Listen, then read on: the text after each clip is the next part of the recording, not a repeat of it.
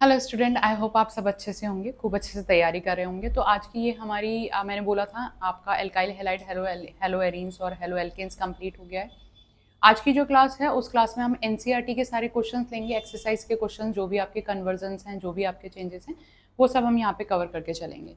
तो हमारे पास में आता है, हम एक एक स्टार्टिंग से क्वेश्चन लेंगे, क्वेश्चन 1, क्वेश्चन 2, जितने भी आपके एनसीईआरटी के एक्सरसाइज वाले क्वेश्चन हैं। सबसे पहले हमारे पास में आता है, name the following alkyl halide Name the following name the following halides according to IUPAC system and classify them as alkyl, allyl, benzyl, primary, secondary, tertiary, vinylic, arylic। आपको सब कुछ बताना है इसमें, primary, secondary, tertiary, allylic, benzylic, जो कुछ भी है। जैसे कि फॉर एग्जांपल अगर मैं पहला क्वेश्चन लूँ तो पहले में मेरे पास में, मैं यहाँ पे इसका बॉन्ड लाइन नोटेशन बनाऊंगी। तो ये मेरे पास में है इस तरीके से, ये आपके पास में आ गया CH3 CH3, यहाँ पे फिर आपके पास में CH2 Br। तो आप इस वाले कार्बन को चेक करेंगे, जब आप इस वाले कार्बन को चेक करेंगे तो ये जो कार्बन है आपका, ये आपका प्राइमरी कार्बन है प्राइमरी कार्बन है।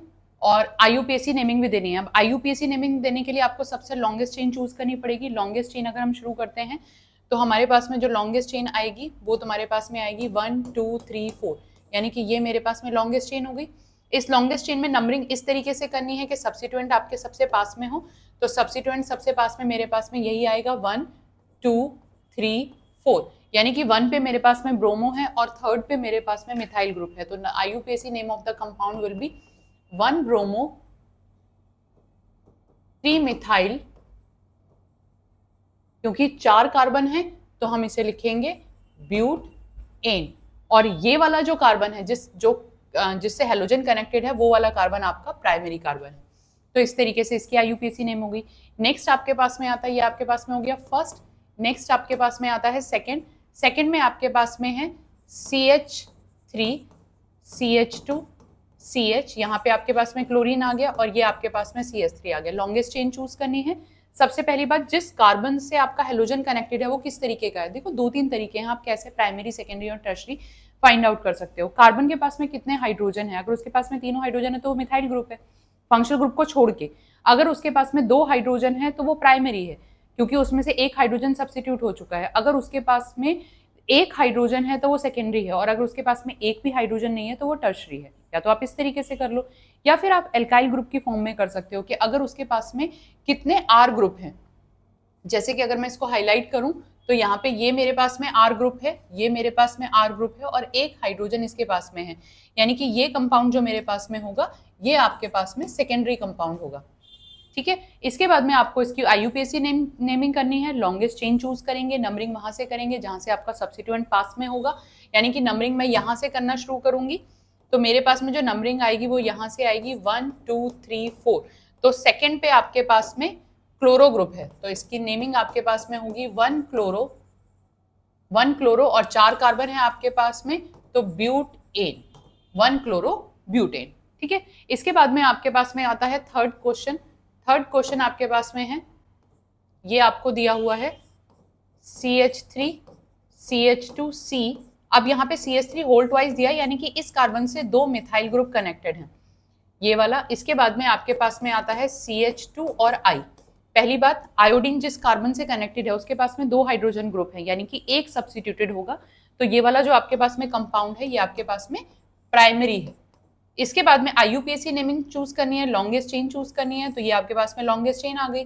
नंबरिंग वहां से करेंगे जहां से आपका सब्स्टिट्यूएंट पास में होगा, क्योंकि मैं यहाँ से अगर करती हूँ तो 1 2 2 पोजीशन आएगी, पर अगर मैं यहाँ से करूंगी तो 3 3 3 4 आएगा, तो वो तो बिल्कुल ही गलत हो गया। यानी कि आपके पास में आईयूपीएसी नेमिंग आएगी 1 आयोडो, उसके बाद में 2 पे आपके पास में 2 मिथाइल ग्रुप है, तो 2,2 डाई मिथाइल। कितने कार्बन है आपके पास में, लॉन्गेस्ट चेन में 4, डाई मिथाइल ब्यूटेन। ये आपके पास में सिंपल इस कंपाउंड की आईयूपीएसी नेमिंग हो गई। उसके बाद में आपके पास में आता है अगला, ये वाला। इसके लिए मैं इसको आपको बॉन्ड लाइन नोटेशन में बना रही हूँ, 1 2 3 4 5, यानी कि ये आपके पास में इस तरीके से है 5। आपका सेकेंड पोजीशन पे ब्रोमीन प्रेजेंट है, ये हो गया। और यहाँ पे आपके पास में इस वाले कार्बन पे 2 मिथाइल ग्रुप हैं, तो 1 2 3 4 1 2 3 4 और ये 2 मिथाइल ग्रुप हो गए। ये आपके पास में इस कंपाउंड का बॉन्ड लाइन नोटेशन हो गया। जिस कार्बन से आपके पास में हेलोजन कनेक्टेड है उसके पास में 2 एल्काइल ग्रुप हैं। यहाँ पे देखो 2 एल्काइल ग्रुप हैं, 2 आर ग्रुप हैं, यानी कि ये आपके पास में जो कंपाउंड होगा वो सेकेंडरी होगा। आईयूपीएसी नेमिंग में लॉन्गेस्ट चेन चूज करेंगे और लॉन्गेस्ट चेन चूज करके नंबरिंग वहां से करेंगे जहां से आपके पास में लोएस्ट सेट ऑफ लोकेंट्स आ रहा है। अब देखो यहाँ पे भी आपका 2 आएगा, अगर मैं यहाँ से नंबरिंग शुरू करती हूँ और मैं यहाँ से नंबरिंग शुरू करती हूँ तब भी 2 आएगा। तो मेरे पास में एक केस ये है कि मैं यहाँ से नंबरिंग करूँ, एक केस ये है यहाँ से नंबरिंग करूँ। तो मैं नंबरिंग वहां से शुरू करूंगी जहां पे मेरे पास में हेलोजन ग्रुप पास में होगा, यानी कि इस कंपाउंड का मेरे पास, क्योंकि अल्फाबेटिकली ऑर्डर को भी आपको फॉलो करते हुए चलना है। ये आपका मिथाइल ग्रुप है, इस कंपाउंड को आप लेंगे, मतलब इस वाले कार्बन को लेंगे तो ये आपके पास में मिथाइल है और ये आपके पास में ब्रोमो है। तो हमारे पास में कंपाउंड का नाम आएगा 2 ब्रोमो 1 2 3 4 2 ब्रोमो 4 मिथाइल। कितने कार्बन है आपके पास में? 1 2 3 4 5 पेंटेन। पेंटेन इस तरीके से आप इसकी आईयूपीएसी नेमिंग कर देंगे। अब अगले में आपको दे रखा है ये वाला, अगर हम क्वेश्चन लें तो यहाँ पे आपके पास में CH3, सेकेंड वाले C पे 2 इथाइल ग्रुप हैं। इस तरीके से मैंने यहाँ पे बना दिया। फिर आपके पास में ये CH2 है और फिर आपके पास में Br है। अब आपको लॉन्गेस्ट चेन चूज करनी है। सबसे पहली बात तो ये प्राइमरी कंपाउंड आ रहा है यहाँ, तो आपको क्योंकि एक एल्काइल ग्रुप है लॉन्गेस्ट चेन चूज करेंगे। अब आप लॉन्गेस्ट चेन जब आप चूज करेंगे तो यहाँ पे आपके पास में देखो 1 2 3 ये 3 कार्बन आ रहे हैं। अगर मैं यहाँ पे कर रही हूँ तो 1 2 3 4 5 आपके पास में 5 कार्बन आ रहे हैं, यानी कि लॉन्गेस्ट चेन आपकी कौन सी होगी? ये आपके पास में लॉन्गेस्ट चेन होगी, ये वाली आपके पास में लॉन्गेस्ट चेन होगी। तो मैं इसकी नंबरिंग कर देती हूँ, क्योंकि नंबरिंग चाहे मैं यहां से शुरू करूं चाहे मैं यहां से शुरू करूं, हर केस में मेरे पास में 3 आएगा। तो 1 2 3 4 5। थर्ड पे आपके पास में अब इस तरफ आपके पास में मिथाइल ग्रुप है और इस तरफ आपके पास में ब्रोमो मिथाइल ग्रुप है। तो पहले आप ब्रोमो मिथाइल ग्रुप लिखोगे फिर आप मिथाइल ग्रुप लिखोगे, यानी कि ये आपके पास में आएगा 3 ब्रोमो। और 3 पे जो ब्रोमीन है वो भी फर्स्ट पोजीशन पे है। आपको ये भी डिफाइन करना पड़ेगा, क्योंकि 3 पे जो आपके पास में ये वाला देखो यहाँ पे मिथाइल ग्रुप है और यहीं पे आपके पास में ब्रोमीन है। अब यहाँ पे तो क्योंकि मिथाइल ग्रुप है तो यहाँ पे आपको स्पेसिफाई करने की जरूरत नहीं है, पर अगर आपके पास में एक से ज्यादा कार्बन होता तो आपको ब्रोमीन की पोजीशन स्पेसिफाई करने की जरूरत थी। तो ये मेरे पास में आएगा 3 ब्रोमो मिथाइल 3 मिथाइल और ये आपके पास में 5 कार्बन हो गए पेंटेन, और कार्बन आपके पास में प्राइमरी कार्बन है। तो अभी तक तो यही आ रहे हैं।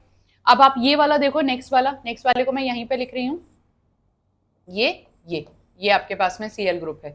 अब क्लोरीन जो है वो डबल बॉन्ड से कनेक्टेड है। जब क्लोरीन डबल बॉन्ड से कनेक्टेड होगा तो इसे हम बोलते हैं विनाइलिक, यानी कि ये वाला आपके पास में ये आपके पास में विनाइलिक है। विनाइलिक है, नंबरिंग वहीं से करेंगे जहां पे आपका फंक्शनल ग्रुप और डबल बॉन्ड पास में हो। तो नंबरिंग आप यहीं से शुरू करोगे 1 2 3 1 क्लोरो। तो इसकी अगर आप आईयूपीएसी नेमिंग करेंगे तो 1 क्लोरो प्रोप 1 इन। 1 को स्पेसिफाई करने की जरूरत नहीं क्योंकि 1 ही पोजीशन है, वैसे आप स्पेसिफाई भी कर सकते हैं। तो डिपेंडिंग ऑन द क्वेश्चन कि आपको किस तरीके से दे रखा है आप उसको वैसे लिख सकते हैं। इसके बाद में नेक्स्ट क्वेश्चन को मैं नेक्स्ट पेज पे लेके जाऊंगी। तो इसमें नेक्स्ट पेज में मेरे पास में एक मिनट, अच्छा ये तो ये आ गया। चलिए नेक्स्ट पेज में मेरे पास में है, यहाँ पे आपके पास में 1 2 3 4 ये आपके पास में आएगा 1 2 3 4 5 CH3 CH डबल बॉन्ड। तो मैं इसे लिखूंगी CH3 CH double bond CH, और उसके बाद में आपके पास में CBr और यहाँ पे आपके पास में Br CH3 होल ट्वाइस, यानी कि आपके पास में इस कार्बन के पास में 2 CH3 प्रेजेंट है। ये हो गया इस कंपाउंड का नेम। अब आपके स्ट्रक्चर, ये वाला जो कार्बन है इस पे 3 एल्काइल ग्रुप कनेक्टेड हैं। अगर आप यहाँ पे देखोगे तो इसके पास में 3 एल्काइल ग्रुप प्रेजेंट हैं, यानी कि ये कार्बन आपका टर्शरी कार्बन होगा। अब आपको लॉन्गेस्ट चेन चूज करनी है, तो लॉन्गेस्ट चेन तो हमें देखते ही पता चल रहा है यही हमारी लॉन्गेस्ट चेन होगी। दोनों में से कोई सी भी ले सकते हैं, बात एक ही है। नंबरिंग कहाँ से शुरू करनी है? जहां से आपका फंक्शनल ग्रुप पास में हो। अब पहले वाले में तो आपका एल्कीन भी 1 पे आ रहा था और ब्रोमीन भी 1 पे आ रहा था, पर यहाँ पे आप एल्कीन को प्रेफरेंस देंगे और आप करेंगे 1 ये आपके पास में आएगा 1 2 3 4 5। और अगर मैं इधर से शुरू कर रही हूँ तो यहाँ पे थर्ड नंबर पे आएगा, इसलिए ये वाली नंबरिंग करेक्ट होगी। तो ये आपके पास में आएगा 4 ब्रोमो 4 मिथाइल, पहले बी आएगा बाद में एम आएगा, तो 4 ब्रोमो 4 मिथाइल पेंट 2 इन। ये आपके पास में इस कंपाउंड की आईयूपीएसी नेमिंग आ गई। इसके बाद में, और कंपाउंड किस तरीके का है, अच्छा हाँ, ये टर्शरी भी है और ये कंपाउंड आपका एलाइलिक भी है। क्यों? क्योंकि अगर आप यहाँ पे देखो तो ये वाला जो कार्बन है यहाँ पे आपका सिंगल बॉन्ड और यहाँ पे आपका डबल बॉन्ड प्रेजेंट है, यानी कि ये वाला कार्बन आपके पास में टर्शरी एलाइलिक है। ठीक है, तो इस तरीके से आप सारी आईयूपीएसी नेमिंग कर लेंगे। अब अगर ये वाला आप देखें तो ये आपके पास में बेंजीन रिंग वाला है, तो पी क्लोरो। ओके, तो हमारे पास में सबसे पहले जहां पे कार्बन कनेक्टेड है वो एराइलिक ग्रुप आ गया। अब आपको ये चेक करना है कि इसकी आईयूपीएसी नेमिंग कैसे करेंगे। अब देखो, आईयूपीएसी नेमिंग करने के लिए आप बेंजीन रिंग के प्रेफरेंस देंगे, क्योंकि यहाँ पे आपके पास में केवल 4 कार्बन है, यहाँ पे 6 कार्बन है। तो आप क्या करोगे, आप नंबरिंग देना शुरू करो, और नंबरिंग में लोएस्ट सेट ऑफ लोकेंट्स को आपको बहुत मतलब देखते हुए चलना है। तो अगर मैं यहाँ से नंबरिंग शुरू करती हूँ 1 2 3 4, तब भी 4 आएगा। अगर मैं यहाँ से नंबरिंग कर रही हूँ तब भी 1 2 3 4 आएगा। बट सेट ऑफ लोकेंट्स और अल्फाबेटिकली ऑर्डर के अकॉर्डिंग क्लोरो पहले आएगा, तो 1 2 3 4। अब मैं इसे लिखूंगी कैसे, सबसे पहले मेरे पास में 1 पे क्लोरो आ गया, 1 क्लोरो ग्रुप। फोर्थ पे जो मेरे पास में ग्रुप है, फोर्थ में सब्स्टिट्यूशन का भी सब्स्टिट्यूशन है। देखो, अब फोर्थ वाला जो आप ग्रुप देखोगे, लॉन्गेस्ट चेन नहीं आ रही है यहाँ पे, अदरवाइज मैं इसे प्रोपाइल लिख देती, इथाइल लिख देती, बट यहाँ पे लॉन्गेस्ट चेन में भी सब्स्टिट्यूशन है। तो जब इस तरीके के आपके पास में कंपाउंड होते हैं तो सब्स्टिट्यूशन का भी सब्स्टिट्यूशन लिखना पड़ेगा, और नंबरिंग आप वहां से शुरू करोगे जहां से वो बेंजीन रिंग से कनेक्टेड है, यानी कि ये आपके पास में आएगा 1 2 3।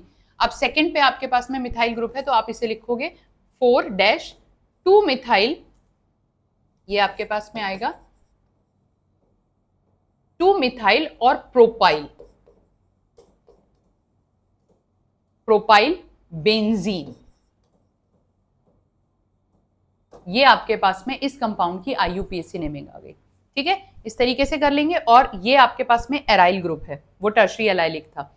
ऐसे ही आपके पास में ऑर्थो ब्रोमो दे रखा है, यानी कि ऑर्थो पोजीशन पे ब्रोमीन है, और फिर यहाँ पे CH CH3 CH2 CH3 दे रखा है। तो आप इसका स्ट्रक्चर जब बनाएंगे तो ये आपके पास में आएगा, ऑर्थो पोजीशन पे आपको ब्रोमीन दे रखा है, और यहाँ पे आपको दिया हुआ है ये आपको दिया हुआ है CH CH3 CH2।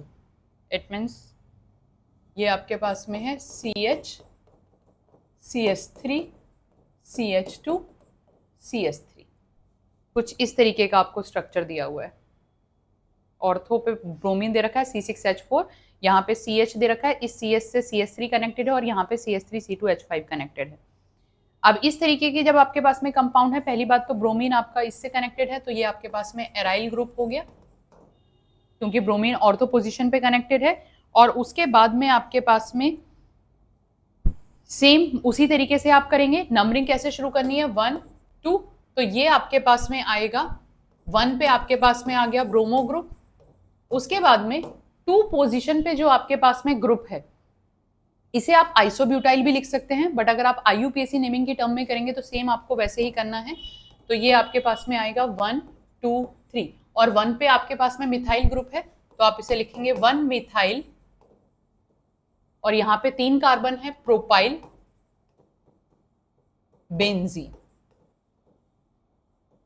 तो इस तरीके से आपके पास में ये आईयूपीएसी नेमिंग, और ये क्वेश्चन अधिकतर पूछ लिया था मेंस में, इस तरीके के सिंपल क्वेश्चन आपके पास में एग्जाम में आ जाते हैं, तो आप इजीली इसे कर सकते हो। ठीक है, आप इसमें सेकेंडरी ब्यूटाइल भी लिख सकते थे, जरूरी नहीं है कि मैं इसे इस तरीके से लिखूं, आप इसे सेकेंडरी ब्यूटाइल भी कर सकते थे, क्योंकि यहाँ पे आपके पास में जो ये जो ग्रुप है ये सेकेंडरी पोजीशन पे कनेक्टेड है, तो 1 मिथाइल प्रोपाइल लिख लो, या फिर आप इसे सेकेंडरी ब्यूटाइल भी लिख सकते थे, डिपेंडिंग ऑन कि आपको ऑप्शन किस तरीके का दिया। इसके बाद में आपके पास में आता है नेक्स्ट क्वेश्चन, यहाँ पे आपको आईयूपीएसी नेम बताने हैं। आईयूपीएसी नेमिंग करने के लिए आपके पास में ये आपके पास में 1 2 3 4, तो ये आपके पास में 4 कार्बन है, 4 कार्बन में यहाँ पे आपके पास में क्लोरीन है, और यहाँ पे आपके पास में ब्रोमीन है। अब आप नंबरिंग कहाँ से शुरू करोगे? दोनों तरीके से 2 2 नंबरिंग आ रही है, बट अल्फाबेटिकली ऑर्डर के अकॉर्डिंग आप देख के चलोगे तो ये आएगा 1 2 3 4। तो इसकी आपके पास में नेमिंग आएगी 2 ब्रोमो 3 क्लोरो और ब्यूटेन, ये आपके पास में आ जाएगा। इसके बाद में नेक्स्ट क्वेश्चन आपके पास में है CH, यहाँ पे F और F है, फिर उसके बाद में C है, यहाँ पे ब्रोमीन है, क्लोरीन है और फ्लोरीन है, ये आपके पास में फ्लोरीन है। अब नंबरिंग यहां से अगर आप करते हो तो फ्लोरो फ्लोरो आ रहा है, तो आपके पास में ये 1 1, अगर मैं इसको करूं तो ये 1,1 और ये आपके पास में आएगा 2 2 2। अगर मैं यहां से करती हूं तो मेरे पास में 1,1,1 और 2 2 आएगा। तो मेरे पास में जहां पे लोएस्ट सेट आ रहे हैं मैं उसे प्रेफरेंस दूंगी, यानी कि नंबरिंग में कहां से शुरू करूंगी? नंबरिंग में यहां से शुरू करूंगी, तो मेरे पास में आएगा 1 ब्रोमो, उसके बाद में आपके पास में 1 क्लोरो, फिर आप लिखेंगे 1,2,2 ट्राईफ्लोरो इथेन। सिंपल। अब आता है अगला आपके पास में ये वाला कंपाउंड, नेक्स्ट आता है ये वाला आपके पास में, तो ये आपके पास में है CH2, यहाँ पे Cl आ गया, फिर आपके पास में आया C triple bond C CH2 Br। जहां से भी नंबरिंग करेंगे डबल बॉन्ड ट्रिपल बॉन्ड की सेम पोजीशन आ रही है, बट किसको प्रेफरेंस देंगे? ब्रोमीन और क्लोरीन में से ब्रोमो को प्रेफरेंस मिलेगी।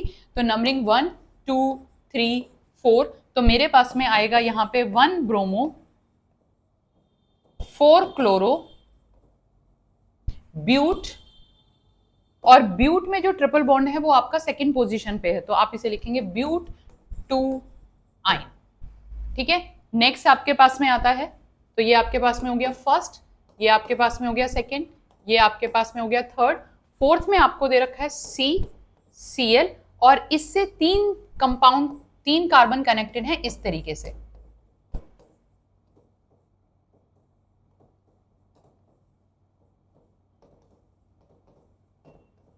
ये सबसे पहले तो आपको लॉन्गेस्ट चेन चूज करनी है। लॉन्गेस्ट चेन आप कौन सी चूज कर सकते हो? लॉन्गेस्ट चेन आप 3 कार्बन वाली ये भी है और ये भी 3 कार्बन वाली, और दोनों में पोजीशन सेम आ रही है, तो आप कोई सी भी चूज कर लोगे, एक ही चीज है। अब मैंने क्या करना है, मुझे यहां से नंबरिंग करनी है। मैं यहां से ले लेती हूं, ये आपके पास में 1 2 3।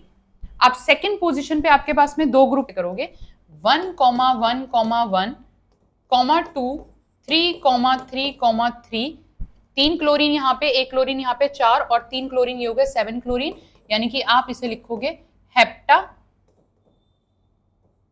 क्लोरो। उसके बाद में सेकंड पोजीशन पे आपके पास में ट्राईक्लोरोमिथाइल है, यानी कि 2 ट्राई क्लोरोमिथाइल, ये यहां पे, और फिर आपके पास में प्रोपेन। तो इस तरीके से आपकी इस कंपाउंड की IUPAC नेमिंग आ जाएगी। तो ये आपके आगे के 2 हैं, ये मेरे ख्याल से आप लोग कर सकते हैं, इसको कर लेना जरा कि ये बेंजीन रिंग वाला है। ठीक है, अब आता है next, right the structure of the following compound. In compound के स्ट्रक्चर लिखने हैं। देखो ये आपके पास में ऑलरेडी आपने किए हुए हैं, 2 क्लोरोमिथाइल पेंटेन। आपको क्या करना है, 5 कार्बन बनाओ, ये वाला, सेकेंड पोजीशन पे क्लोरीन ग्रुप लगा दो और थर्ड पोजीशन पे मिथाइल ग्रुप लगा दो। उसके बाद में नेक्स्ट आता है 1 क्लोरो 4 इथाइल साइक्लोहेक्सेन, यानी कि साइक्लोहेक्सेन लगाओ, 1 पोजीशन पे क्लोरीन लगाओ, 4th पोजीशन पे इथाइल ग्रुप लगाओ, CH2 CH3 साइक्लोहेक्सेन हो गया। टर्शरी ब्यूटाइल आइडोहेप्टेन, यानी कि पहले आप हेप्टेन लगाओ, 1 2 3 4 5 6 7, ये आपके पास में हो गए। इसके बाद में थर्ड पोजीशन पे आप आयोडीन लगा दो और 4th पोजीशन पे आपको टर्शरी ब्यूटाइल लगाना है। तो टर्शरी ब्यूटाइल के लिए आप इस तरीके से करोगे। ठीक है बेटा, इसके बाद में 1,4 डाइब्रोमो ब्यूटूइन, यानी कि ये आपके पास में आ गया ब्यूट, सेकेंड पोजीशन पे डबल बॉन्ड लगाना है आपको, ब्यूटूइन हो गया, और 1 और 4 पे डाइब्रोमो लगाना है, यानी कि यहाँ पे आप ब्रोमीन लगा दोगे और यहाँ पे आप ब्रोमीन लगा दोगे, ये हो गया 4 bromo 4 secondary butyl methyl benzene, यानी कि इस केस में आपके पास में बेंजीन आ गया। बेंजीन में फर्स्ट पोजीशन पे ब्रोमीन लगाओ, 4th पोजीशन पे सेकेंडरी ब्यूटाइल लगाओगे तो ये आपका सेकेंडरी ब्यूटाइल ग्रुप हो गया, और सेकेंड पोजीशन पे आप मिथाइल लगाओगे तो ये आपका स्ट्रक्चर हो गया। इस तरीके से सिंपल स्ट्रक्चर है, बहुत इजीली आप कर लोगे। इसके बाद में आता है which of the following has the highest dipole moment, इसमें से किसका डाइपोल मोमेंट हाईएस्ट होगा। तो आपको दे रखा है C2, ये मेरे ख्याल से क्वेश्चन चेंज हो गया जब ये कॉपी हुआ है यहाँ पे। ये आपके पास में CH2Cl2 था, ये आपके पास में CHCl3 था और ये CCl4 था। तो यहाँ पे जब आपके पास में क्लोरीन आएगा और चारों अगर क्लोरीन है तो ये सिमेट्रिकल कंपाउंड है, इसका डाइपोल मोमेंट 0 होगा। अगर आप क्लोरोफॉर्म की बात करेंगे तो यहाँ पे CH, Cl टेट्राहेड्रल कंपाउंड है। तो यहाँ पे आपके पास में जो रिजल्टेंट डाइपोल मोमेंट है वो 2 पोजीशन में या 2 डायरेक्शन में डिवाइड हो जाएगा, क्योंकि इन दोनों का मिलके इसका रिजल्टेंट यहाँ पे आएगा और इसका कुछ रिजल्टेंट इस तरफ होगा। तो यहाँ पे कुछ वैल्यू जो आएगी वो कम होगी। अगर मैं इसे 1 दे रही हूँ, इसे 2 दे रही हूँ। इसके बाद में आपके पास में आता है CH2Cl2, यहाँ पे इसका जो रिजल्टेंट होगा वो केवल एक ही डायरेक्शन में काम करेगा, टेट्राहेड्रल कंपाउंड है। तो ये देखो, ये यहाँ पे और ये यहाँ पे, तो इसका रिजल्टेंट इस तरफ आएगा। देखो इसमें से ये वाले जो दोनों हैं, ये वाला और ये वाला एक दूसरे को कैंसिल करेंगे, पर कंप्लीटली कैंसिल नहीं कर पाएंगे, क्योंकि यहाँ पे आपके पास में 2 क्लोरीन है और यहाँ पे 1 क्लोरीन है, तो रिजल्टेंट इक्वल नहीं होगा। तो इसमें कुछ ना कुछ वैल्यू जरूर होगी, पर इसके कंपैरेटिवली कम होगी, क्योंकि इसका रिजल्टेंट केवल इसी डायरेक्शन में है। तो यहाँ पे आपके पास में जो वैल्यू आएगी, अगर मैं इसे μ3 लिख रही हूँ तो सबसे ज्यादा वैल्यू आपके पास में μ3 की होगी, फिर आपके पास में μ2 की होगी और फिर आपके पास में μ1 की होगी।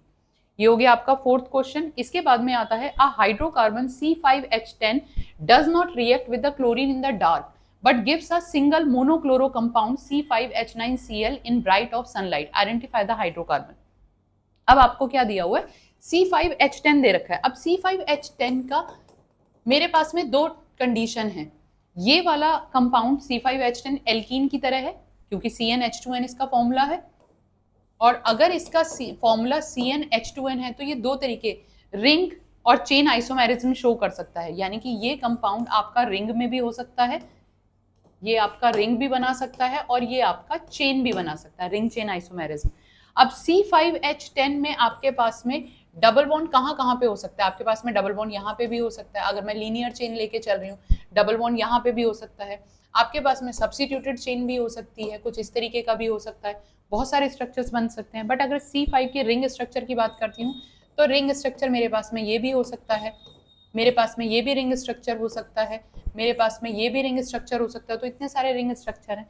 बट क्वेश्चन में उन्होंने क्या कहा, a hydrocarbon C5H10 does not react with the chlorine in the dark, dark में रिएक्शन नहीं करता। अगर डार्क में रिएक्शन कर रहा है तो यानी कि वो एल्कीन होगा। यानी कि पहली चीज ये पता चल गई कि ये सारे क्लोरीन के साथ डार्क में रिएक्शन कर लेंगे, डार्क में रिएक्शन करेंगे। अगर ये डार्क में रिएक्शन करेंगे यानी कि हमारे पास में चेन आइसोमेरिज्म तो है ही नहीं। तो अब हमारे पास में बनती है रिंग आइसोमेरिज्म। रिंग आइसोमेरिज्म में भी उन्होंने कहा कि but gives a single monochloro compound, एक ही आपको एक जैसा ही कंपाउंड मिलेगा। अब अगर मैं इस कंपाउंड को लूं तो मैं हाइड्रोजन को यहाँ पे भी सब्स्टिट्यूट कर सकती हूँ, मैं यहाँ पे भी सब्स्टिट्यूट कर सकती हूँ, यहाँ पे भी सब्स्टिट्यूट कर सकती हूँ, यहाँ पे भी कर सकती हूँ। तो यहाँ तो मेरे पास में बहुत सारे आइसोमर्स आ गए, एक आइसोमर तो नहीं आ रहा है। अगर मैं इसकी बात करूँ तो यहाँ पे भी मेरे पास में मैं क्लोरीन को यहाँ पे भी सब्स्टिट्यूट कर सकती हूँ, यहाँ भी कर सकती हूँ, यहाँ भी कर सकती हूँ और यहाँ पे भी कर सकती हूँ। तो यहाँ पे भी मेरे पास में 4 आइसोमर्स आ रहे हैं। बट अगर मैं साइक्लोपेंटेन की बात करती हूँ तो साइक्लोपेंटेन सिमेट्रिकल है और इसमें सारे के सारे CH2 ग्रुप सेम है। तो आपके पास में जो सब्स्टिट्यूटेड ग्रुप आएगा वो केवल एक ही आएगा। यानी कि आपके पास में जो आंसर होगा वो आपका chlorocyclopentane will be the correct answer. ठीक है, इस तरीके से आपको इसका आंसर मिल जाएगा। नेक्स्ट आपके पास में आता है write the isomer of the compound having the formula C4H9Br। ये मैंने क्लास में भी करा दिया था। इसके कौन कौन से आइसोमर्स आपके पास में हो सकते हैं। C4H9Br का आपका एक ये आइसोमर हो सकता है, दूसरा C4H9Br का आपके पास में ये आइसोमर हो सकता है, तीसरा C4H9 का एक आपके पास में ये वाला आइसोमर हो सकता है, और चौथा आपके पास में C4H9 का ये वाला भी आइसोमर हो सकता है। तो ये वाला आपके पास में प्राइमरी है, ये आपके पास में सेकेंडरी है, ये आपके पास में प्राइमरी है और ये आपके पास में टर्शरी है। तो इस तरीके से क्वेश्चन पूछ सकते हैं इसमें। इसके बाद में नेक्स्ट क्वेश्चन आता है write the equation for the preparation of the iodobutane from following compound. आपको ये कंपाउंड दिए हैं, इनसे आपको आयोडोब्यूटेन बनाना है। आपको दे रखा है 1-ब्यूटेनॉल, 1-ब्यूटेनॉल आपके पास में ये है, इससे आपको आयोडोब्यूटेन बनाना है। आयोडोब्यूटेन बहुत सिंपल है, आप यहाँ से PCl5 के साथ या SOCl2 के साथ रिएक्शन करा दो तो ये आपके पास में क्लोरीन आ जाएगा, और इसकी रिएक्शन फिर आप NaI के साथ करा दो। कौन सी रिएक्शन है? फिंकलस्टीन रिएक्शन, स्वार्ट्स नहीं है, फिंकलस्टीन रिएक्शन है। स्वार्ट्स में F को सब्स्टिट्यूट करते हैं, फिंकलस्टीन रिएक्शन में आपके पास में आयोडीन को सब्स्टिट्यूट करते हैं, तो यहाँ पे आपके पास में आयोडोब्यूटेन आ जाएगा। 1 आयोडोब्यूटेन ही बनाना है, ये पहले वाला आंसर। सेकेंड वाला 1 क्लोरोब्यूटेन, तो ये तो मैंने आपको पहले ही बता दिया। यहाँ पे आप फिंकलस्टीन रिएक्शन करा दो, ये सिंपल यही वाला आंसर आपके पास में आ जाएगा, ये आयोडीन आ जाएगा। इसके बाद में थर्ड आपको दे रखा है ब्यूट 1इन, ब्यूट 1इन बनाना है और इससे आपको आयोडोब्यूटेन बनाना है। अगर आप इसकी रिएक्शन HI के साथ कराते हो तो यहाँ पे आपके पास में अगर मैं ये रिएक्शन HI के साथ करा रही हूँ तो मार्कनिकॉफ रूल के अकॉर्डिंग रिएक्शन होगी और मेरे पास में 2 आयोडीन आएगा, जबकि मुझे ये नहीं चाहिए। तो मैं क्या करूँगी, यानी कि मैं पहले ऐसा कोई कंपाउंड लाऊं जिसमें मेरे पास में फर्स्ट पोजीशन पे हेलोजन आए और फिर मैं उसकी फिंकलस्टीन रिएक्शन करा दूं। यानी कि अगर मैं इस कंपाउंड की रिएक्शन HBr के साथ करा दूं in presence of peroxide, peroxide के प्रेजेंस में कराएंगे तो मार्कनिकॉफ रूल के अकॉर्डिंग आप एंटी मार्कनिकॉफ रूल के अकॉर्डिंग रिएक्शन होगी, ब्रोमीन आपके पास में यहाँ पे आ जाएगा और फिर आप इसकी फिंकलस्टीन रिएक्शन करा दो तो इस फिंकलस्टीन रिएक्शन से आपको आयोडीन यहाँ पे मिल जाएगा। ठीक है, क्लियर? चलिए इसके बाद में नेक्स्ट आता है what are the ambident nucleophile. देखो एम्बिडेंट न्यूक्लियोफाइल मैंने आपको क्लास में भी कराया था। एम्बिडेंट न्यूक्लियोफाइल क्या होता है? जिसके पास में 2 एटम हैं। The nucleophile which have 2 atom to act as a nucleophile, or the substance in which we have the two position where the lone pair can or the we have the 2 position where the lone pair can act as a nucleophile। तो इसे आप ambient nucleophile कहते हैं। Example आपके पास में पहले ही हमने ले लिए थे, CN हो सकता है, कार्बन डोनेट कर रहा है या नाइट्रोजन डोनेट कर रहा है, तो दोनों में आपके नाम अलग अलग होंगे। नाइट्राइल, आइसोनाइट्राइल आ जाएगा। ऐसे ही आपके पास में NO2 में आएगा, NO2 में अगर नाइट्रोजन डोनेट कर रहा है और अगर आपका ऑक्सीजन डोनेट कर रहा है तो वो अलग अलग होंगे। इसके बाद में आता है विच कंपाउंड इंपॉर्टेंट है, NCS में आपके बोर्ड में पहले ही आया हुआ है, ये आपका इंपॉर्टेंट है। ठीक है, इसके बाद में which compound in each of the following pair will react faster for the SN2 mechanism. SN2 mechanism आपकी क्या होती है? बाईमोलिकुलर रिएक्शन है, सिंगल स्टेप रिएक्शन है, तो सब्स्टिट्यूशन जितना कम होगा SN2 रिएक्शन उतनी फास्टर होगी। अब आपको यहाँ पे CH3Br और CH3I दिया हुआ, तो याद नहीं कि यहाँ पे तो आपके पास में ये दोनों ही कंपाउंड सेम है।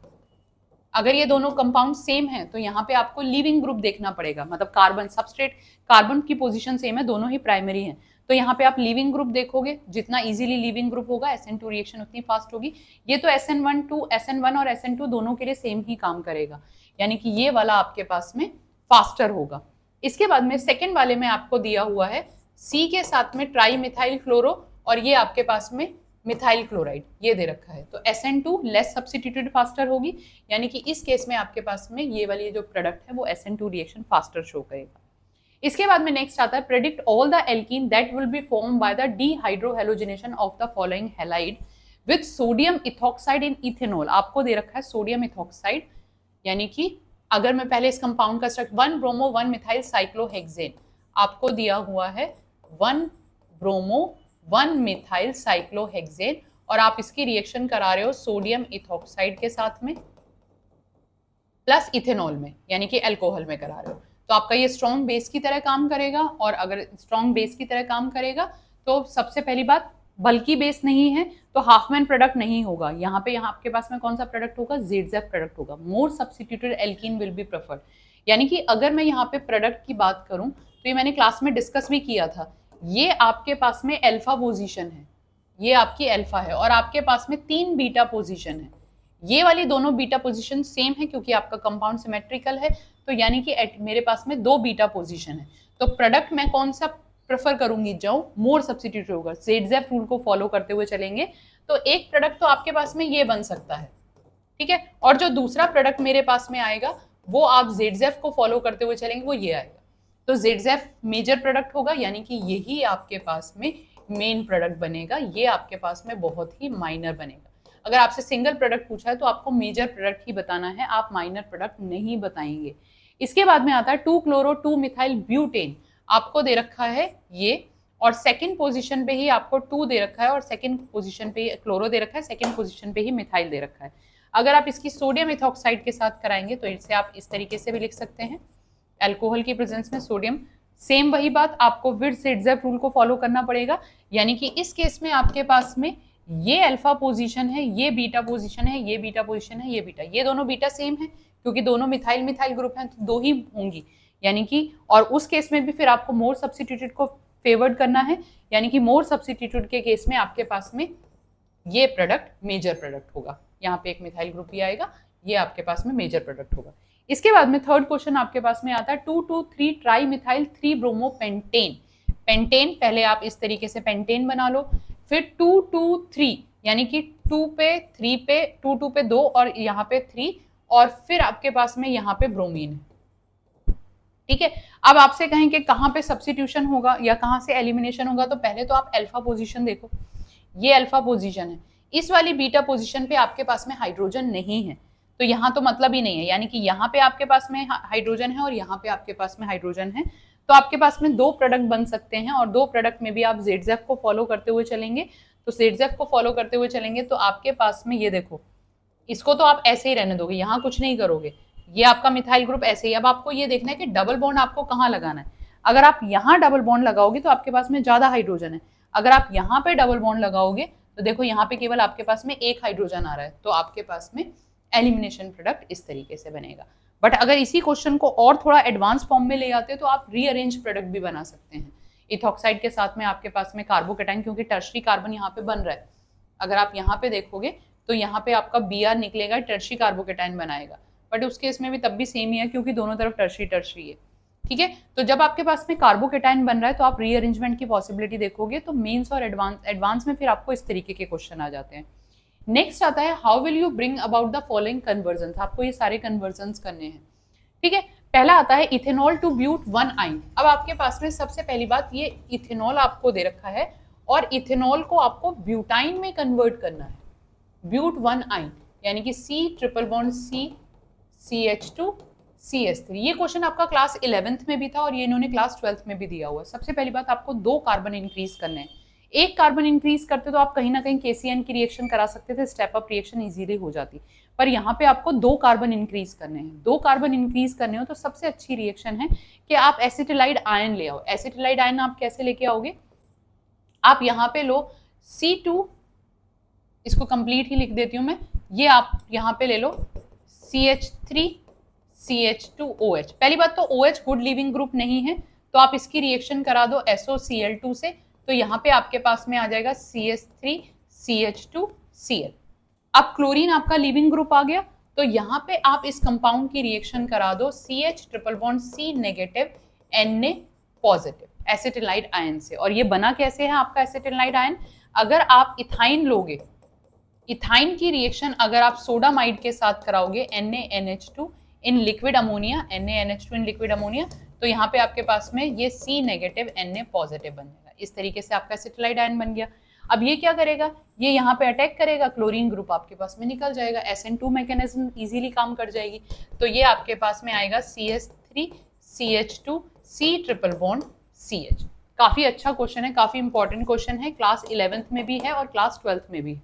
इसके बाद में इथेन टू ब्रोमो इथीन आपको बनाना है, यानी कि आपको दिया हुआ है CH3 CH3, आपको इसको ब्रोमो इथीन में कन्वर्ट करना है, CH3 CH2 Br। कैसे कर सकते हो, बहुत ही सिंपल है, ये तो ब्रोमीन की reaction in presence of sunlight, यानी कि आपको ब्रोमीन और आपने यहाँ पे इसकी रिएक्शन सनलाइट में करा दी, बट सनलाइट में आप कराओगे तो ब्रोमो इथेन मिलेगा, इन्होंने ब्रोमो इथीन बोला, यानी कि यहाँ पे आपने क्या किया, इसकी रिएक्शन सनलाइट में करा दी, तो आपके पास में CH3 CH2 Br दोबारा करा दो, दोबारा आप कराओगे तो आपके पास में ये आएगा Br2 सनलाइट की प्रेजेंस में, तो ये आपके पास में आ जाएगा CH3 CH Br और इसकी रिएक्शन फिर आप एल्कोहलिक KOH के साथ करा दो, तो आपके पास में एलिमिनेशन रिएक्शन होगी, CH2 CH Br बन जाएगा।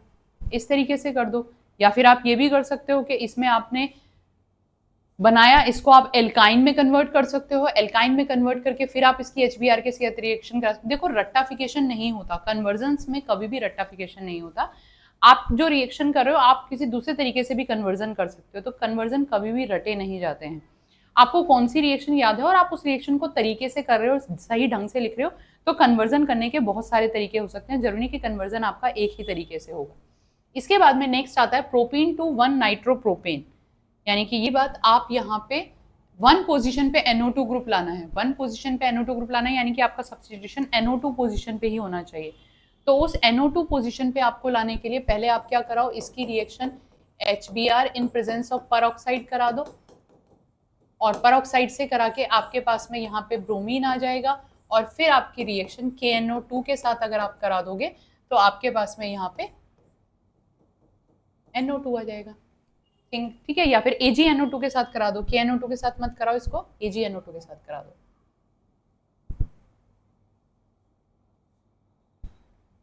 चलिए, तो नेक्स्ट आपके पास में आता है प्रोपीन टू 1 नाइट्रोप्रोपेन। आपको प्रोपीन दिया है, प्रोपीन को आपको 1 नाइट्रोप्रोपेन में कन्वर्ट करना है, 1 पोजीशन पे लाना है। तो आप क्या करोगे, सबसे पहले आप HBr विद परऑक्साइड रिएक्शन कराओ, तो उससे क्या फायदा होगा, आपके पास में जो ब्रोमीन है वो फर्स्ट पोजीशन पे आ जाएगा, और फर्स्ट पोजीशन पे फिर आप इसकी रिएक्शन AgNO2 के साथ करा दो। तो AgNO2 के साथ आप रिएक्शन कराओगे तो आपके पास में ब्रोमीन सब्स्टिट्यूट होके वहां पे NO2 ग्रुप आ जाएगा। KNO2 के साथ आप कराते तो ऑक्सीजन आता, ठीक है, आइसोनाइट्राइल आता, यहाँ पे आपके पास में NO2 ग्रुप आ जाएगा, नाइट्राइट। इसके बाद में नेक्स्ट आपके पास में है टोल्यूइन टू बेंजाइल एल्कोहल। आपको टोल्यूइन दिया हुआ है, यानी कि नेक्स्ट आपके पास में आती है टोल्यूइन। टोल्यूइन को आपको बेंजाइल एल्कोहल में कन्वर्ट करना है, CH2OH, ये बेंजाइल ग्रुप है। तो सबसे पहले आप क्या करो, क्लोरीन करा दो इन प्रेजेंस ऑफ सनलाइट, तो साइड चेन सब्स्टिट्यूशन रिएक्शन होगी। साइड चेन सब्स्टिट्यूशन रिएक्शन से हमारे पास में यहाँ पे CH2Cl आ जाएगा, और फिर इसकी रिएक्शन आप एक्वस KOH के साथ करा दो, सब्स्टिट्यूशन रिएक्शन हो जाएगी, बहुत ही सिंपल सा है। इसके बाद में नेक्स्ट आता है, आपको कन्वर्ट करना है प्रोपीन टू प्रोपाइन, यानी कि आपको यहाँ पे नेक्स्ट दिया है प्रोपीन दिया है, और प्रोपीन को आपको CH3C ट्रिपल बॉन्ड CH में कन्वर्ट करना है, यानी कि डबल बॉन्ड को आपको सिंगल बॉन्ड में, ट्रिपल बॉन्ड में कन्वर्ट करना है। अब यहाँ पे आप कैसे करोगे, अगर आप इसकी रिएक्शन Br2 के साथ करा दो तो यहाँ पे आपके पास में एक ब्रोमीन इधर आ जाएगा और एक ब्रोमीन इधर आ जाएगा, ठीक है, डबल एडिशन हो गया। अब यहाँ पे जब आपको सिंगल बॉन्ड को डबल बॉन्ड में कन्वर्ट करना है तो आपके पास 2 तरीके हैं, या तो आप पहले इसकी एल्कोहलिक KOH के साथ रिएक्शन कराओ। जब आप इसकी एल्कोहलिक KOH के साथ रिएक्शन कराओगे, यानी कि यहाँ पे आप एल्कोहलिक KOH के साथ रिएक्शन कराओगे तो आपके पास में फर्स्ट एलिमिनेशन रिएक्शन होगी कुछ इस तरीके से, ठीक है। अभी आपके पास में Br यहाँ पे है। इसके बाद में अगर आप इसकी रिएक्शन सोडामाइड के साथ कराओगे, क्योंकि अब आपको और स्ट्रॉन्ग बेस लेना पड़ेगा एक और एलिमिनेशन रिएक्शन कराने के लिए, डिहाइड्रोहेलोजिनेशन कराने के लिए, तो यहाँ पे आप जो रिएक्शन कराओगे वहां पे आप इसकी रिएक्शन NaNH2 के साथ करा दोगे इन लिक्विड अमोनिया। तो लिक्विड अमोनिया और स्ट्रॉन्ग बेस हो गया, तो उस केस में यहाँ से आपका NaBr अलग हो जाएगा, इसके साथ H अलग हो जाएगा, और आपके पास में ट्रिपल बॉन्ड आ जाएगा, ठीक है, बहुत अच्छी रिएक्शन है। इसके बाद में नेक्स्ट आता है, आपको दे रखा है इथेनॉल टू इथाइल फ्लोराइड, यानी कि नेक्स्ट आपको दे रखा है इथेनॉल टू इथाइल फ्लोराइड। और फ्लोराइड आपको पता है वो डायरेक्टली इतने इजीली नहीं आता है, तो फ्लोराइड के लिए आपको कौन सी करनी पड़ेगी, फिंकलस्टीन रिएक्शन, आपको स्वार्ट्स रिएक्शन करानी पड़ेगी। फिंकलस्टीन रिएक्शन में आयोडीन को कराते हैं, तो आप क्या कर दो, यहाँ पे अगर आप इसकी रिएक्शन SOCl2 के साथ करा दो तो आपको यहाँ पे क्लोरीन मिल जाएगा, और फिर इसके बाद में आप इसकी रिएक्शन एंटीमनी पेंटाफ्लोराइड के साथ करा दो, या Hg2F2 के साथ करा दो, या फिर AgF के साथ करा दो, तो इसके अकॉर्डिंग आपके पास में फ्लोरो कंपाउंड, यानी कि आपने स्वार्ट्स रिएक्शन यहाँ पे करा दी है। इसके बाद में नेक्स्ट आपके पास में आता है ब्रोमोमीथेन टू प्रोपेन नाइट्राइल। आपको ब्रोमोमीथेन को कन्वर्ट करना है, ओफो, चलिए, यानी कि नेक्स्ट, हाँ, ब्रोमोमीथेन आपके पास में आ गई, स्वार्ट्स रिएक्शन से आप इसको कर लेंगे। इसके बाद में नेक्स्ट क्वेश्चन हमारे पास में आता है bromoethane to propane nitrile. Bromoethane को आपको प्रोपेन नाइट्राइल में कन्वर्ट करना है, यानी कि यहाँ पे आपको दिया हुआ है ब्रोमो इथेन CH3CH2 Br, और आपको इसको कन्वर्ट करना है प्रोपेन नाइट्राइल में CH3 CH2 CN में। तो बहुत ही सिंपल है, आप इसकी KCN के साथ रिएक्शन करा दो, एल्कोहलिक KCN के साथ रिएक्शन करा दोगे, सिंपल डायरेक्ट आ गया। इसके बाद में नेक्स्ट क्वेश्चन आपके पास में आता है 1 chlorobutane to N octane normal octane, यानी कि आपको क्या करना है 1 क्लोरोब्यूटेन को ऑक्टेन में कन्वर्ट करना है, नॉर्मल ऑक्टेन में। देखते ही पता चल रहा है, ये तो मेरे ख्याल से आप में से हर एक को पता चल जाएगा, डबल नंबर ऑफ कार्बन है तो आपके पास में वुड्स रिएक्शन आ जाएगी, यानी कि सोडियम के साथ रिएक्शन कराएंगे 2 मॉलिक्यूल 1 2 3 4 5 6 7 8, तो ये आपके पास में नॉर्मल ऑक्टेन आ गया, वुड्स रिएक्शन हो गई। वुड्स रिएक्शन के बाद में आपके पास में नेक्स्ट आता है बेंजीन टू बाइफिनाइल, ये आपके पास में फिटिंग रिएक्शन हो गई है, आपको बेंजीन को कन्वर्ट करना है बाइफिनाइल में। तो पहले आप क्या करो, बेंजीन की रिएक्शन ब्रोमीन के साथ करा दो इन प्रेजेंस ऑफ FeBr3। आपने क्या किया, यहाँ पे हेलोजिनेशन रिएक्शन हो गई, फ्रीडल क्राफ्ट, ये आपके पास में इलेक्ट्रोफिलिक सब्स्टिट्यूशन रिएक्शन हो गई, इलेक्ट्रोफिलिक एरोमेटिक सब्स्टिट्यूशन Br हो गई। फिर आप इसकी फिटिंग रिएक्शन करा दो, यानी कि 2Na के साथ में यहाँ पे फिटिंग रिएक्शन हुई, तो फिटिंग रिएक्शन होने के साथ में आपको यहाँ पे बाइफिनाइल मिल जाएगा। ठीक है, तो आप कैसे भी कर सकते हो, देखो बहुत तरीके हैं, जरूरी कि आप उसे ब्रोमीन में ही कन्वर्ट करोगे, आप उसे क्लोरोबेंजीन में भी कन्वर्ट कर सकते हो, वो आपके ऊपर है। नेक्स्ट आता है the dipole moment of chlorobenzene is lower than that of cyclohexyl chloride. Chlorobenzene अगर आप लेते हैं तो यहाँ पे जो आपका कार्बन है ये आपके पास में क्लोरीन आ गया और ये आपके पास में साइक्लोहेक्साइल क्लोराइड आ गया। देखो यहाँ पे देखते ही पता चल रहा है, यहाँ पे जो आपका कार्बन है वो sp2 हाइब्रिडाइज है, sp2 हाइब्रिडाइज है, मोर इलेक्ट्रोनेगेटिव है, मोर इलेक्ट्रोनेगेटिव एलिमेंट है आपका, और जबकि यहाँ पे आपके पास में ये जो कार्बन है ये sp3 हाइब्रिडाइज है, तो ये लेस इलेक्ट्रोनेगेटिव होगा। मोर इलेक्ट्रोनेगेटिव होगा तो आपका जो डाइपोलर नेचर है वो कम हो जाएगा, इलेक्ट्रोनेगेटिविटी डिफरेंस कम हो गया, तो जब इलेक्ट्रोनेगेटिविटी डिफरेंस कम होगा तो डाइपोल मोमेंट कम हो जाएगा। सो दैट्स वाई इसका डाइपोल मोमेंट आपके इसके डाइपोल मोमेंट से कम होगा। इसके अलावा भी अगर आप वहां पे देखोगे तो वहां पे आपके पास में पार्शियल डबल बॉन्ड कैरेक्टर आ रहा है, तो दोनों चीजों से आप इसे एक्सप्लेन कर सकते हैं। नेक्स्ट आता है आपके पास में एल्काइल हैलाइड, दो polar but these are immiscible with water.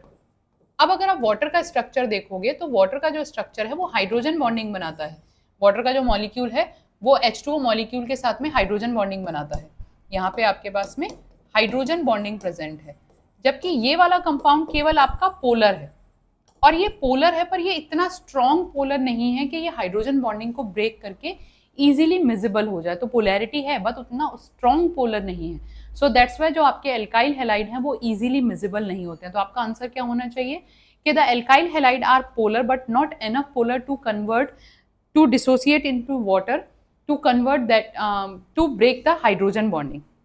ठीक है, Grignard reagent should be prepare under anhydrous condition. तो ये जब ग्रिग्नार्ड रिएजेंट मैंने आपको कराया था तो मैंने यहाँ पे मैग्नीशियम लिया था और यहाँ पे फिर मैंने ड्राई ईथर लिया था। ये आपको एनहाइड्रस कंडीशन में क्यों लेना होता है, अगर आप यहाँ पे आपने माना ग्रिग्नार्ड रिएजेंट कराया, यहाँ पे आपके पास में Mgx बन गया, ये आपके पास में प्लस डेल्टा था, ये आपके पास में माइनस डेल्टा हो गया, ये बहुत ही स्ट्रॉन्ग बेस की तरह काम करता है। अगर आपके पास में मॉइस्चर कंडीशन होगी तो आपके पास में ग्रिग्नार्ड रिएजेंट बनेगा ही नहीं, आपके पास में डायरेक्ट प्रोडक्ट एल्केन बनेगा। इसलिए आप जब भी ग्रिग्नार्ड रिएजेंट की प्रिपरेशन करते हैं वो हमेशा आप एनहाइड्रस कंडीशंस में करते हैं। नेक्स्ट आपके पास में आता है write the structure of the major organic product in each of the following. कौन सा मेजर प्रोडक्ट बनेगा, देखो CH3Cl NaI एसीटोन और हीट के प्रेजेंस में आपने रिएक्शन कराई तो आपको पता है यहाँ पे ये आपके पास में कौन सी रिएक्शन है, आप आयोडीन को सब्स्टिट्यूट कर रहे हैं तो कौन सी हो गई, फिंकलस्टीन रिएक्शन हो गई। अगर आप फ्लोरीन को सब्स्टिट्यूट करेंगे तो स्वार्ट्स रिएक्शन हो जाएगी, ये आपके पास में फिंकलस्टीन रिएक्शन हो गई। KOH एल्कोहलिक KOH के साथ में आप रिएक्शन कर रहे हैं और हीट आपको दे रखी है, जब आप एल्कोहलिक KOH के साथ रिएक्शन करते हैं एलिमिनेशन होता है और हीट तो एलिमिनेशन को और भी ज्यादा फेवर करेगा, यानी कि यहाँ पे आपके पास में ये क्वेश्चन मैंने क्लास में भी कराया था, ये आपके पास में प्रोडक्ट बनेगा। ठीक है, इसके बाद में आपके पास में NaOH इन वाटर, यानी कि एक्वस KOH या एक्वस बेस के साथ आप रिएक्शन करा रहे हैं, जब आप एक्वस बेस के साथ कराएंगे तो सब्स्टिट्यूशन प्रोडक्ट बनेगा और इस केस में आपके पास में सिंपल यहाँ पे आपके पास में OH ग्रुप आ जाएगा, 1 2 3 4, यस सेकेंड पोजीशन पे आपके पास में OH ग्रुप आ जाएगा। ब्रोमीन की KCN के साथ करा रहे हैं इथेनॉल प्लस वाटर तो आपके पास में सब्स्टिट्यूशन रिएक्शन होगी और इस केस में आपके पास में ये CN आ जाएगा। ठीक, नेक्स्ट आप सोडियम इथॉक्साइड की रिएक्शन, सोडियम प्रोपोक्साइड की रिएक्शन C2H5Cl के साथ करा रहे हैं, सब्स्टिट्यूशन रिएक्शन होगी। ये नेगेटिव पार्ट इस क्लोरीन को इस कार्बन पर अटैक करेगा, क्लोरीन निकल जाएगा, तो आपके पास में ईथर बनेगा C2H5O C2H5 C6H5 C2H5, तो इथॉक्सी बेंजीन, और ये आपके पास में NaCl अलग हो जाएगा। SOCl2 के साथ रिएक्शन करा रहे हैं, ये तो आपको बहुत ही क्लियरली पता होना चाहिए कि यहाँ पे आपके पास में क्लोरीन ग्रुप आ जाएगा। HBr in presence of peroxide करा रहे हैं, तो एंटी मार्केनिकॉफ रिएक्शन होगी, एंटी मार्केनिकॉफ रिएक्शन होगी तो आपके पास में ब्रोमीन ग्रुप यहाँ पे आ जाएगा। फिर आप HBr के साथ करा रहे हैं तो आपके पास में मार्केनिकॉफ प्रोडक्ट बनेगा, मार्केनिकॉफ प्रोडक्ट होगा तो negative part of the reagent goes on that carbon where the number of hydrogen atom are less, यानी कि यहाँ पे आपके पास में ब्रोमीन आ जाएगा।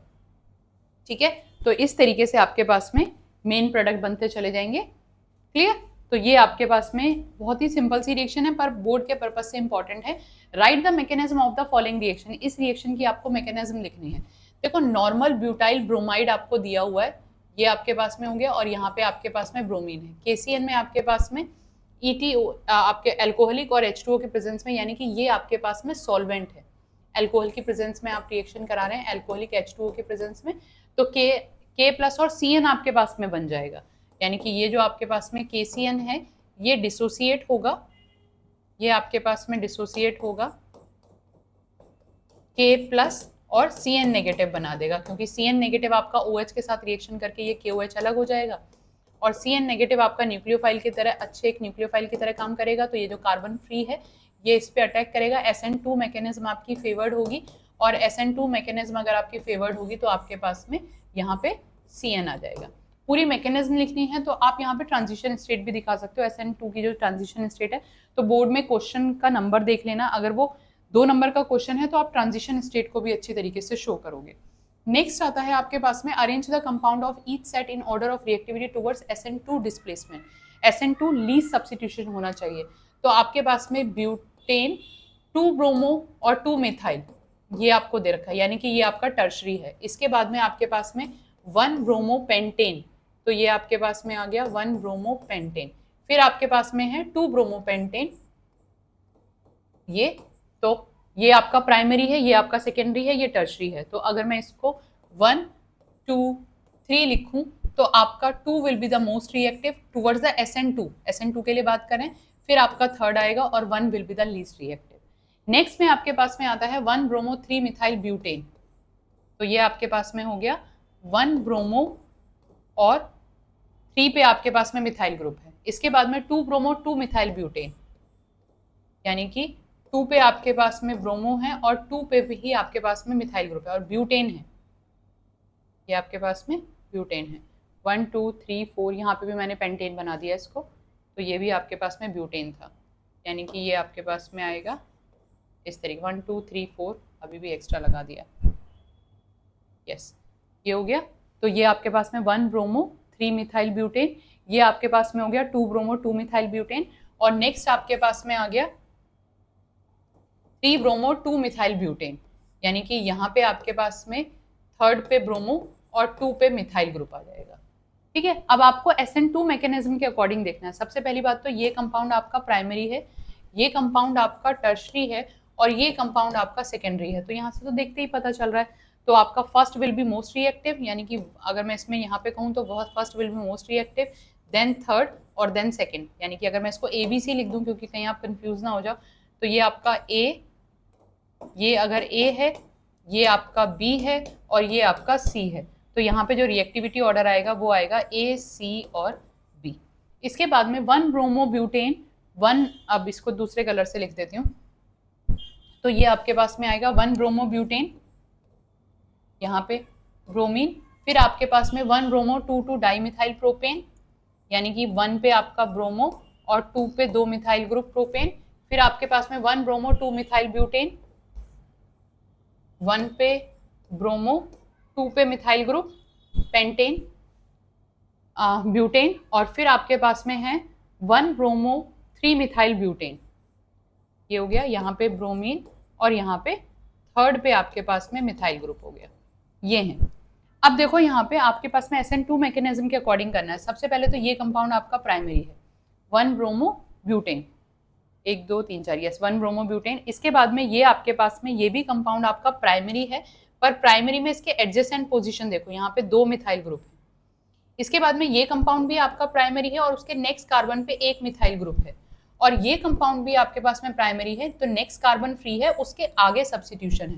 देखो SN2 मैकेनिज्म में अटैक जिस कार्बन पर हो रहा है वो लेस हिंडर्ड होना चाहिए। तो आपको जो यहाँ पे देखना है वो आप इस तरीके से देखोगे। यहाँ पे देखो ये तो बिल्कुल ही क्लियर है, यहाँ पे इसको कोई प्रॉब्लम नहीं है। इसमें इस वाले कार्बन के साथ में 2 बल्की ग्रुप प्रेजेंट है, यहाँ पे इस वाले कार्बन के साथ में इधर 1 बल्की ग्रुप प्रेजेंट है, और यहाँ पे इस वाले कार्बन के साथ में अगला कार्बन बिल्कुल फ्री है, थर्ड कार्बन पे आपके पास में बल्की ग्रुप है। तो सबसे ज्यादा रिएक्टिविटी आपकी SN2 मैकेनिज्म के लिए जो होगी प्राइमरी कंपाउंड की, ये जो फर्स्ट वाला है ये सबसे ज्यादा, अगर मैं इसको ABCD लिख दूं, ABCD, तो A आपका लीस्ट हिंडर्ड है, A will be most reactive, then आपके पास में D आएगा, क्योंकि D में थर्ड पोजीशन पे मिथाइल ग्रुप आ रहा है, ये A हो गया, D हो गया, उसके बाद में आपके पास में आएगा C, और उसके बाद में आपके पास में आएगा A, उसके बाद में आपके पास में आएगा B, यानी कि ये आपके पास में होगा B। तो इस तरीके से आपके पास में, तो आप उसकी, अगर आप पहला कार्बन आपका दो सबका मिथाइल ग्रुप आ रहा है, तो आप उससे नेक्स्ट कार्बन को देखो, नेक्स्ट कार्बन में कितनी ज्यादा स्टेरिक हिंड्रेंस है, तो जिसमें जितनी ज्यादा स्टेरिक हिंड्रेंस हो गया, जिसमें जितने ज्यादा बल्की ग्रुप होगा, उसकी SN2 के लिए मैकेनिज्म उतनी ही स्लो हो जाएगी। ठीक है बच्चा। इसके बाद में आता है out of C6H5CH2Cl and CHClC6 which one is more easily hydrolysed. देखो अगर आप C6H5CH2 की बात करते हैं तो यहाँ पे ये आपका CH2Cl है, और नेक्स्ट वाले की अगर आप बात करते हैं तो ये आपके पास में CHCl, और ये आपके पास में ये वाला ग्रुप है। अगर ये SN1 मैकेनिज्म को फॉलो कर रहा है तो यहाँ पे आपके पास में प्राइमरी बेंजाइलिक है, ये आपके पास में प्राइमरी बेंजाइलिक है, और जबकि अगर आप इसकी बात करते हैं तो ये आपके पास में सेकेंडरी बेंजाइलिक है। सेकेंडरी बेंजाइलिक आपका ज्यादा स्टेबल होगा than comparison to primary benzylic, क्योंकि यहाँ पे आपके ज्यादा रेजोनेंस स्ट्रक्चर बनेंगे।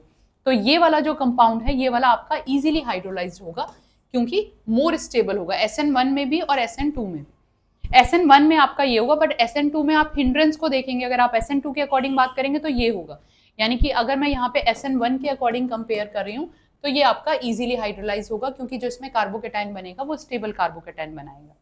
इसके बाद में आता है para dichlorobenzene has higher melting point and lower solubility than that of the oxygen and ortho and meta isomers.